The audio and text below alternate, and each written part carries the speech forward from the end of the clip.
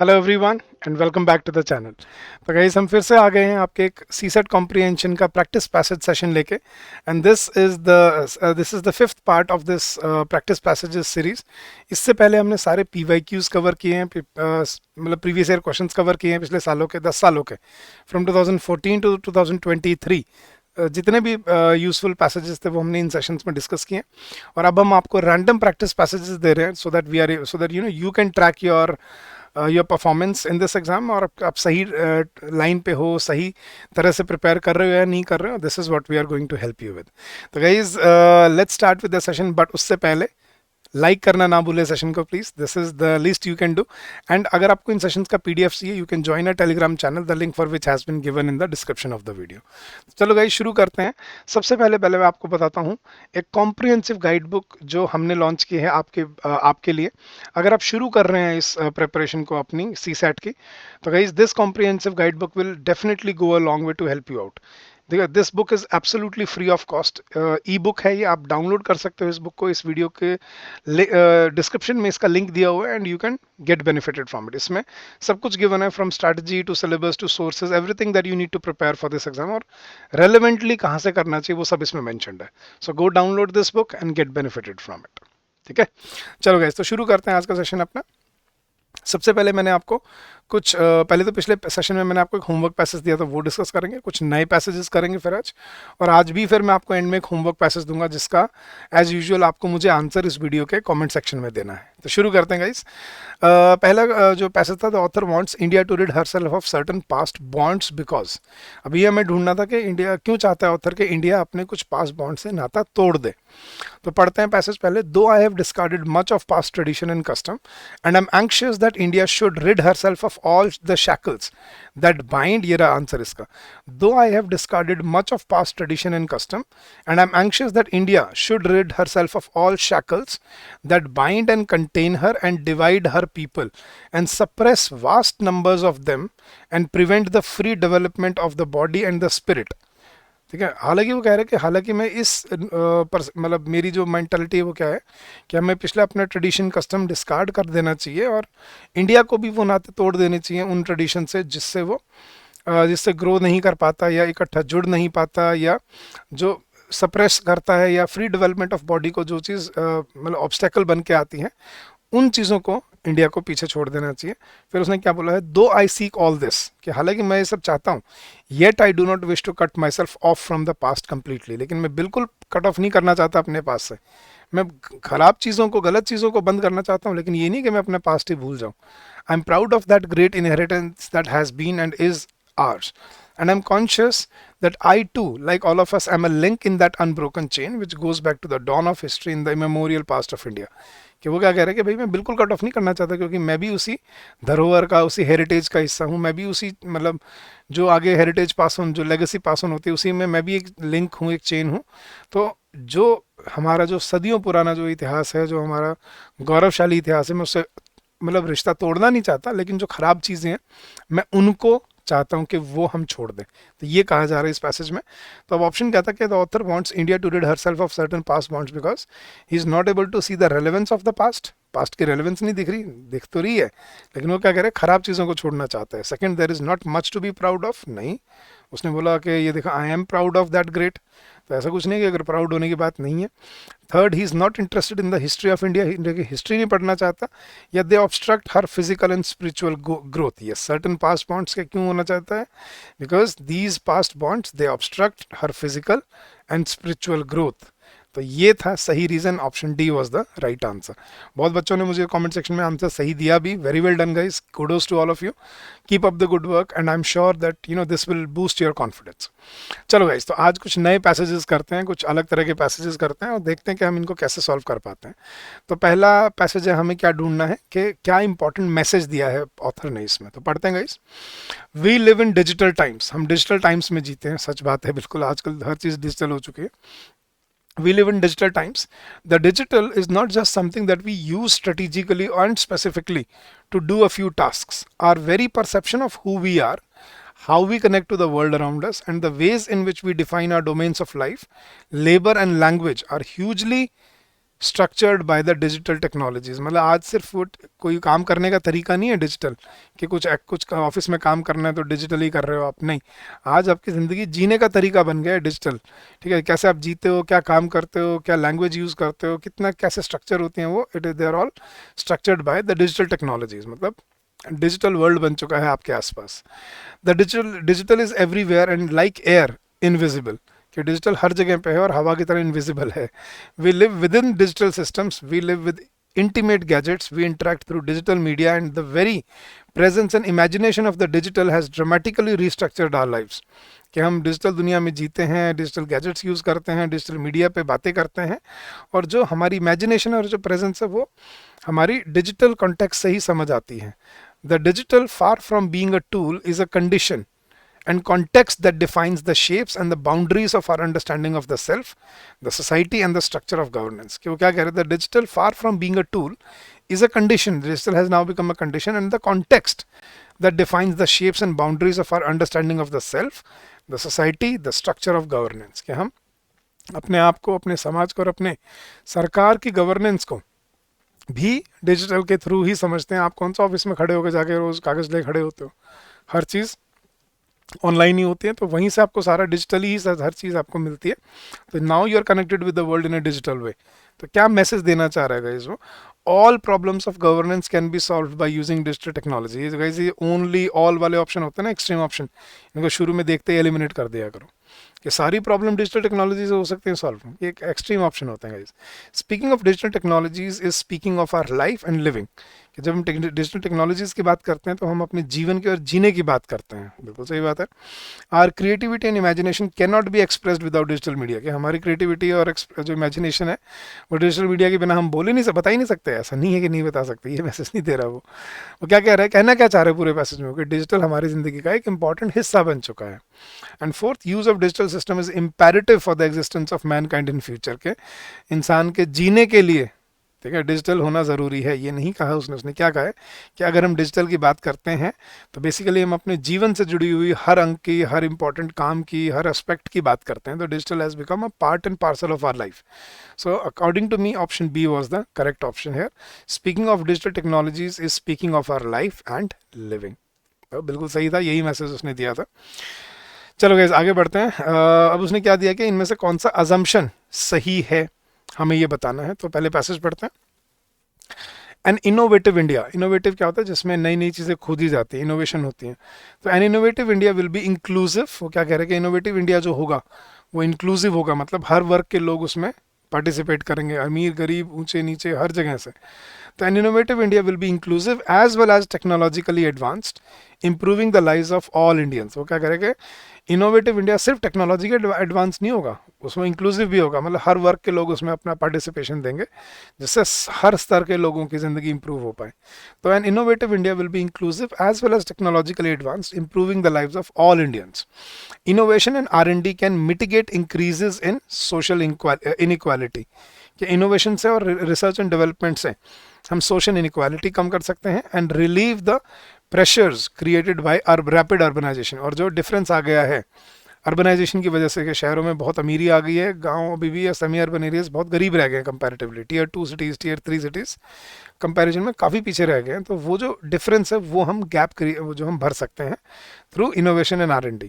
The growing divergence in productivity between agriculture and knowledge intensive manufacturing and services threatens to increase income inequality. के जो productivity में जो difference आ गया, agriculture बहुत कम productive sector है, अगर आपको पता है तो स्टेटिस्टिक्स इंडिया के बारे में सिर्फ 16-17% कॉन्ट्रीब्यूशन है एग्रीकल्चर का GDP में, जबकि लगभग 50-55% पॉपुलेशन एग्रीकल्चर में आज भी डिपेंडेंट है। तो that is why it is quite unproductive.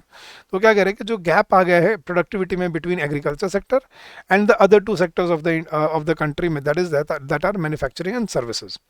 So the growing divergence in productivity between agriculture and knowledge intensive manufacturing and services, it threatens to increase income inequality। से income inequality आने का बहुत बड़ा खतरा है। By encouraging India's R&D labs and universities to focus on the needs of the poor people and by improving the ability of informal firms to absorb knowledge, and innovation and research agenda can counter this effect। कि अगर R&D labs को गरीबों पे focus किया जाए, universities को, informal firms को कहा जाए कि आप नॉलेज एब्जॉर्ब करके और इनोवेटिव तरीके से हर इंसान को, गरीब अमीर को, सभी को हेल्प करो और रिसर्च एजेंडा में इंक्लूड करो। इससे ये इनइक्वालिटी कम हो सकती है। Inclusive innovation can lower the cost of goods, कि भाई चीज़ों की कीमतें भी कम हो सकती हैं इंक्लूसिव इनोवेशन से।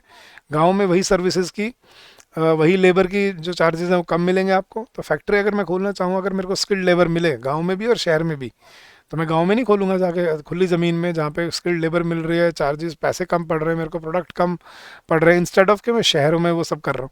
राइट, तो यही कह रहे हैं, inclusive innovation can lower the cost of goods and services and create an income earning opportunities for the poor people. गरीब लोगों के लिए भी इनकम अर्निंग अपॉर्चुनिटीज बन सकती हैं उससे। तो क्या कहना चाह रहा है कि बेसिकली इंक्लूसिव इनोवेशन होगा और R&D होगा, मतलब गरीबों को भी ध्यान में रख के अगर हम अपने टेक्नोलॉजिकल एडवांसमेंट को फोकस करेंगे तो that will become, that is how we can become an inclusive society, जिसमें सभी का उत्थान होगा, सभी को बेनिफिट मिलेंगे उस चीज़ से।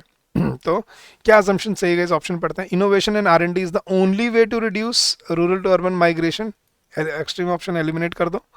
Every rapidly growing country needs to minimize the divergence between productivity in agriculture and other sectors. Okay? Her growing country को प्रोडक्टिविटी में और अदर सेक्टर्स में, एग्रीकल्चर की प्रोडक्टिविटी में और अदर सेक्टर्स की प्रोडक्टिविटी में जो डाइवर्जेंस आ रहा है उसको कम करना ज़रूरी है। ठीक है, अब ये वहाँ पे डाइवर्जेंस की बात नहीं हो रही, यहाँ पे बात बेसिकली इंक्लूसिविटी की हो रही थी, बट देखते हैं आगे। Inclusive innovation and R&D can help create an egalitarian society. Yes, यही मैं बोल रहा था पूरे उसमें कि अगर आप इंक्लूसिव इनोवेशन करोगे, मतलब हर वर्क को आप साथ में लेके आप पार्टिसिपेट करोगे इंक्लूसिव इनोवेशन में, R&D में, तो एक इगलिटेरियन सोसाइटी बनती है जिसमें सभी वर्ग के, समाज के लोग इकट्ठा आके काम करते हैं और सभी में खुशहाली फैलती है। And fourth, rapid urbanisation takes place only when a country's economic growth is rapid. Extreme option eliminate कर दो, बचे अपने पास बी और C. I think we can all clearly see option C was the better option here. Option B does not highlight the key point of the passage. यहाँ पे divergence की बात नहीं हो रही थी, यहाँ पे बात हो रही थी इंक्लूसिविटी की और इनोवेशन की। So inclusive innovation and R&D can help in egalitarian. Egalitarian क्या होता है? सबके लिए जो बराबर अपॉर्चुनिटी लेके आती है, सबके लिए बराबर एक लेवल प्लेइंग फील्ड रखती है, सबके लिए बराबर उनके पास खुशहाली, प्रॉस्पेरिटी आती है, तो उसको बोलते हैं egalitarian society. So option C was the right answer. चलो गाइस आगे बढ़ते हैं। अब हमें एक इन्फ्रेंस ढूंढना है अब हमें इस पैसेज में, तो पढ़ते हैं और देखते हैं क्या इन्फ्रेंस है। Climate change is likely to expose a large number of people to increasing environmental risks, forcing them to migrate। अच्छा पैसेज है, पढ़ना guys.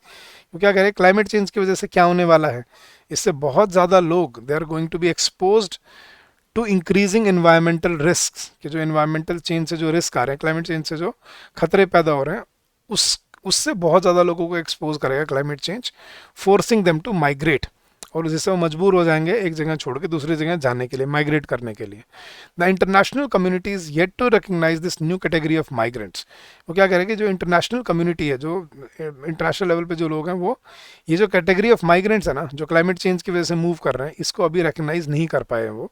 There is no consensus on the definition in the status of climate refugees owing to the distinct meaning of the term refugees carried under international laws. के कोई भी ये जो climate refugee कह रहे हैं उनको, वो कि क्लाइमेट की वजह से जो रेफ्यूज ले रहे हैं दूसरी जगह पे जाके, तो इनकी डेफिनेशन पे कोई भी अभी सहमति नहीं बनी है, क्योंकि जो रेफ्यूजी की टर्म है वो बहुत ही अलग है इंटरनेशनल लॉज में। रेफ्यूजी होता है जो किसी डर से या किसी परेशानी से तंग होके, उत्पीड़न से दुख होकर किसी दूसरी जगह पे जाकर शरण लेता है।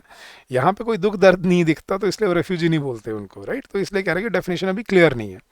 There are still gaps in understanding how climate change will work as the root cause of migration.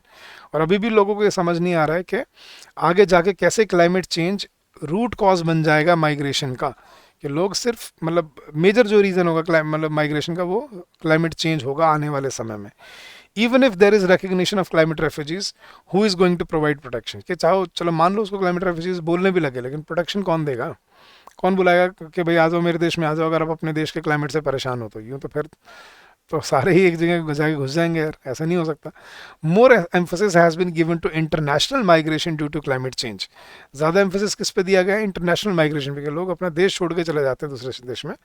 But there is a need to recognise the migration of such people. लेकिन अब ज़रूरत है ऐसे लोगों की माइग्रेशन को पहचानने की, विद इन द कंट्रीज, के एक देश के अंदर जो लोग माइग्रेट कर जाते हैं, नॉर्थ से साउथ आ गए, साउथ से ईस्ट चले गए, also so that their problems can be address properly, ताकि हम उनकी प्रॉब्लम्स को एड्रेस कर पाएँ, उनको सॉल्यूशंस दे पाएँ। तो सिर्फ इंटरनेशनली नहीं, नेशनली भी हमें उनको समझना पड़ेगा। तो क्या इन्फ्लुएंस निकाला जा रहा है यहाँ से पैसेज में guys? The world will not be able to cope with large scale migration of climate refugees. क्या ये कह रहे कि वर्ल्ड नहीं कोप कर पाएगा?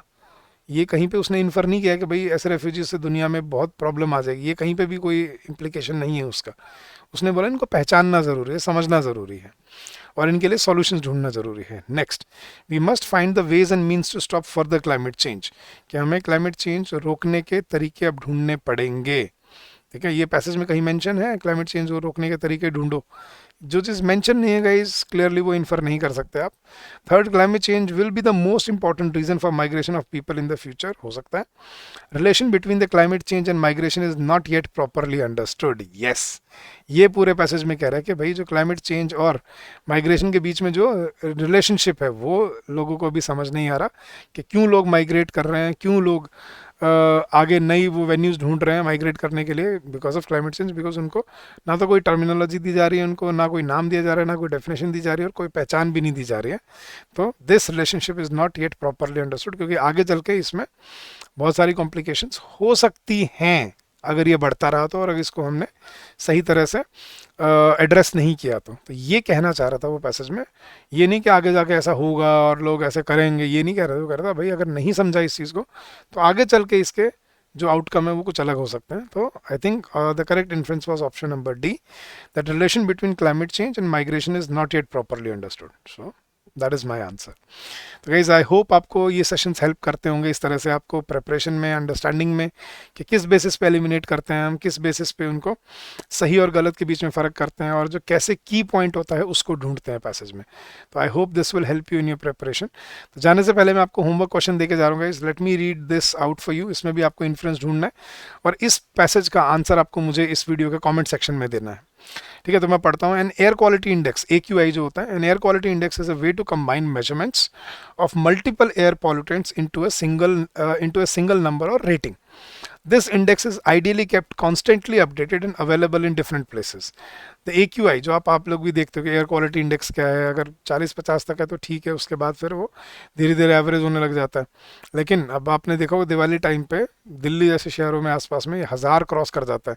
सोचो जो 40 तक सेफ है वो 1000 क्रॉस कर जाता है, और नॉर्मली भी 300-400 रहता है दिल्ली जैसे शहर में। तो हाउ हैजर्डस इट इज़। तो वही मैं करूँगा, इस अगर आपको पता होगा ना टॉपिक्स के बारे में, नॉलेज होगी, तो ये चीज़ें ईजी लगेंगी पढ़ने में आपको, तो पढ़ा करो। ठीक है, तो this index is ideally kept updated and available in different places.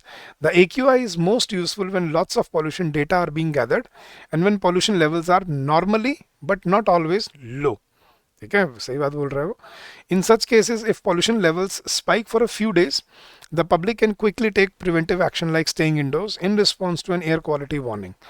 Unfortunately, this is not urban India. Pollution levels in many large Indian cities are so high that they remain well above any health or regulatory standard for large part of the year. If our index stays in the red or dangerous region day after day, there is not much one can do other than getting used to ignoring it. तो उसने बड़ी सही बात बोली है यहाँ पे। तो क्या इन्फ्लुएंस हो सकता है गाइस? यहाँ पे ऑप्शन पढ़ रहा हूँ मैं आपके लिए। Our governments are not responsible enough to keep our cities pollution free. There is absolutely no need for air quality indices in our country. Third, air quality index is not helpful to the residents of many of our large cities. Yeah, in every city, public awareness about pollution problems should increase. तो क्या कहना चाह रहे हैं इस passage से वो आपको ढूंढ के मुझे बताना है, और इस वीडियो के कमेंट सेक्शन में मुझे बताना। अगले सेशन में मैं जो कल है उसमें मैं आपको इसका आंसर दूंगा और बताऊंगा कि इसका सही सॉल्यूशन क्या बनता है। तो गाइज आई होप ये सेशंस आपको हेल्प करते होंगे अपनी प्रिपरेशन में। So if you wish to join us in our comprehensive course, जिसमें हमने आपको डे 1 पे ये सारी चीज़ें प्रोवाइड की है रिकॉर्डेड फॉर्म में, आप वो कोर्स ज्वाइन कर सकते हो और अपनी स्पीड से उसको पढ़ सकते हो अगर आप CSAT की प्रिपरेशन कर रहे हो। तो we are providing you this comprehensive course where we are offering you to prepare you for CSAT within 100 hours. सिर्फ 100 घंटे के अंदर हम आपको प्रिपेयर कर रहे हैं, जिसमें आपको सारी कॉन्सेप्ट क्लासेस मिलती हैं डे 1 पे, प्रैक्टिस क्वेश्चंस मिलते हैं, साथ में आपको डाउनलोडेबल PDFs मिलती हैं। Not just that, along with आपको सेक्शनल टेस्ट मिलते हैं, टेस्ट सीरीज में सेक्शनल टेस्ट मिलते हैं along with full length test आपको मिलते हैं अपने एग्जाम की प्रैक्टिस के लिए। वीकली लाइव डाउट सेशंस होते हैं फैकल्टी मेंबर्स के साथ, जिसमें आप हमसे कुछ भी पूछ सकते हो जो आप पूछना चाहो। और लाइव रिवीजन क्लासेस कंडक्ट की जाती हैं जो अभी भी चल रही हैं, जिसमें हम आपको लाइव 1-on-1 पढ़ाते हैं, सिखाते हैं कि कैसे कॉम्प्रिहेंशन को सॉल्व किया, मतलब कैसे सी सेट को क्रैक किया जाता है और कैसे क्वेश्चन को सॉल्व किया जाता है। तो if you wish to join us in this course, the link has been given in the description of the video. Go check out the course. There is a special discount going on and get benefited from it. So thank you so much for this, guys, for your patience, for your time, for your receptiveness, and for the time that you spend with us. And thank you for the trust that you've put in us. So thank you so much, and I'm really obliged to have all of you. So guys, you are the future of this country. So keep on working in the right direction. Keep on learning new things, and you will definitely come out with flying colors.